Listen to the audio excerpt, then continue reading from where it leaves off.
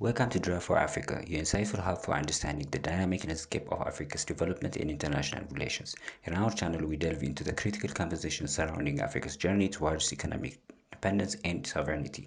We explore Africa's partnership, particularly with China, and how these relationships are shaping the continent's future. With a focus on resilience and learning from past experiences, we address the complexities of post-colonial governance and the challenges posed by external forces. Join us as we navigate the path to Africa's liberation and growth, celebrating the continent's achievements while critically examining the obstacles that remain. Tune in to Drive for Africa to stay informed and inspired by Africa's evolving story. Let's begin. Significant for Africa to extricate itself.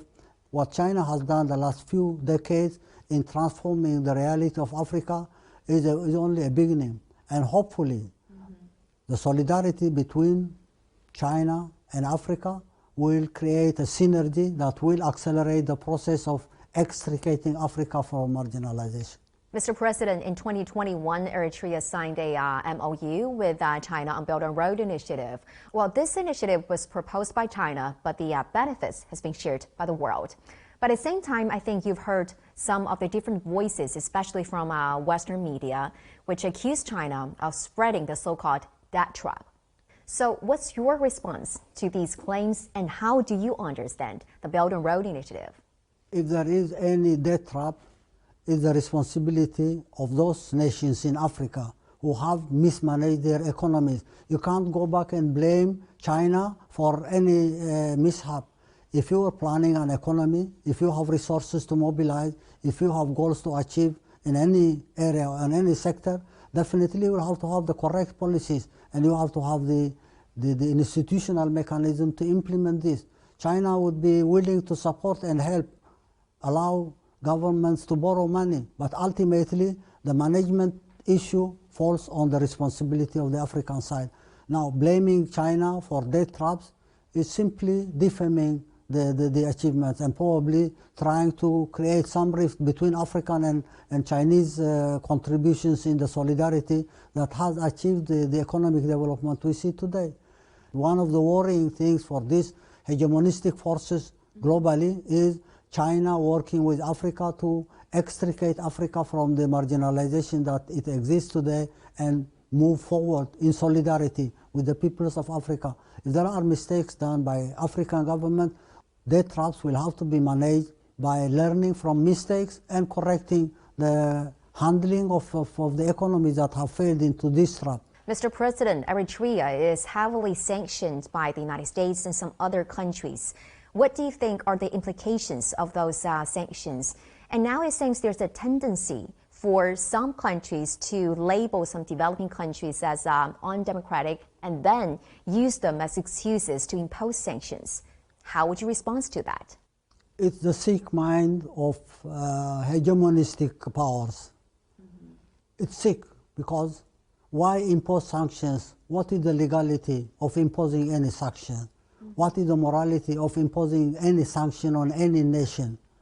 It's a big question mark. It's not only sanctioning Eritrea, but sanctioning all those who uphold their independence and sovereignty. If they don't like you, they will impose sanctions. They will try to cripple your economies. They will try to incite conflicts. They will try to destabilize and interfere. And they have no moral or legal high ground to come and intervene or even impose sanctions on any nation. Eritrea has been a victim of this because for the last 80 years, they have had their own fancy ideas about dominating Africa by regionalizing Africa into influence or centers of influence. And everyone who disagrees with their philosophy and their sick mind will have to be punished, punish and punish and punish, demonize, impose sanctions. We're fed up of this stupid idea of imposing your will on others' sovereign and independent choice and trying to keep their economies and try to create the disruptions here and there. One of the reasons for trying to create a rift between China and Africa is to promote their own agenda of dominance. And anyone who disagrees with them will have to be punished. For us, been a long experience, we've been able to face this challenge and in solidarity with our partners in Africa, with China, Asia, Europe, Americas, definitely this defunct idea to me will be history no matter of one decade. But Africa sometimes judges ourselves very harshly and with a jaundiced sense of history.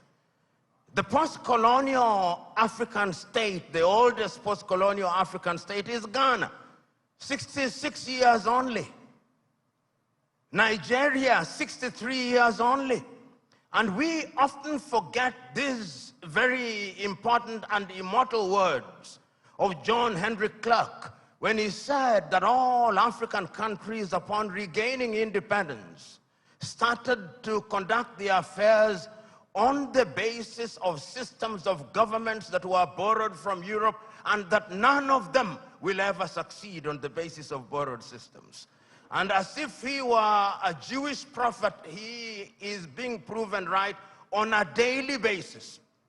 Because whenever we in the African countries think that we have identified the problem and that we have identified the antidote, when we apply the antidote, new wounds appear. That has been the state of Africa, and that continues to be our state. And therefore, when we judge Africa, we must ask ourselves, from whose lens are we judging Africa? When in 1965, the Osagyefo Kwame Nkrumah wrote the book Neo-Colonialism, the Last Stage of Imperialism, and the Most Dangerous, he was right, and he was overthrown for it, because the colonizer left but never left. And if you have any doubt, see what is happening in Niger, in Guinea, in Burkina Faso, in Mali. They are alive and well.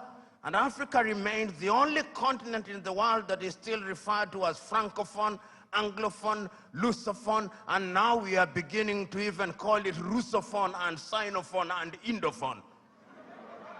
There is a sense in which we must never forget this, so that when we are judging Africa, we ought to judge her on the basis and upon the realization that the headwinds that stand on our path are numerous, and that there is no shortage of fifth columnists within our ranks. The SMO spoke, and if the SMO were to speak a little longer, he would have reminded you of what Chinua Achebe said in Things Fall Apart, that they came and put the things that held us together, and we can no longer reason as one. And he said, we may have sent the white man away, but what about our brothers whose minds they have infected and infested? And there is no shortage of them. So Africa can and will arise. And if you look at the continent of Africa, she has always been conscious of the need to do right things. And if you look at the continent since 1963, and I can remember this so very vividly, I can remember Kwame Nkrumah in 1957 on the 6th of March saying, the freedom of Ghana means nothing if the rest of Africa is not free. He says the same thing in 1958. He repeats the same thing in 1960 in Casablanca, Morocco. He repeats it again on 25th of May, 1963 in Addis Ababa, Ethiopia, where he tells the 32 heads of states gathered there, we must live here with one army. We must live here with one currency. We must live here with one foreign policy coordinated. And I even suggest that we can have a capital, and I suggest Bangui in Central African Republic because it is the most central. But we listen to him not. After that, of course, we have had our gains. Under the aegis of the OAU, Africa was able to eliminate apartheid, South Africa. Under the aegis of the OAU, Africa was able to chase away the Portuguese in Cabo Verde, in Angola, in Mozambique, in Guinea-Bissau. Under the aegis of the OAU, Africa was able to chase away the apartheid regime in what is now Namibia and the Ian Smith regime in what is now Zimbabwe. Let us not judge ourselves too harshly. We have made our mistakes, but sometimes it is proper, as my sister said, that we see half full glass rather than half empty. We must not debilitate ourselves by constantly bashing ourselves and looking at Africa from jaundiced eyes from Europe and America. And I'm suggesting to you, we have and will continue to make our mistakes. Look at Africa and the decision that she has made for ourselves over the years. As early as 1980, Africans sitting here in Lagos, Nigeria, came up with the Lagos Plan of Action. And the Lagos Plan of Action told Africa, in order for Africa to realize our potential, we must trade amongst ourselves. But the neo-colonizer was not resting. A little earlier, 5 years earlier, the neo-colonizers had sat down in Lomé, in Togo, not too far from here, and came up with an agreement of African and European and Pacific countries. And when that did not work, they sat again in Cotonou, here in Benin, and came up with the Cotonou Agreement. They are never resting. We must never forget that. The neo-colonialists are alive and well, and is always trying to frustrate what we do, because Africa is their hunting ground.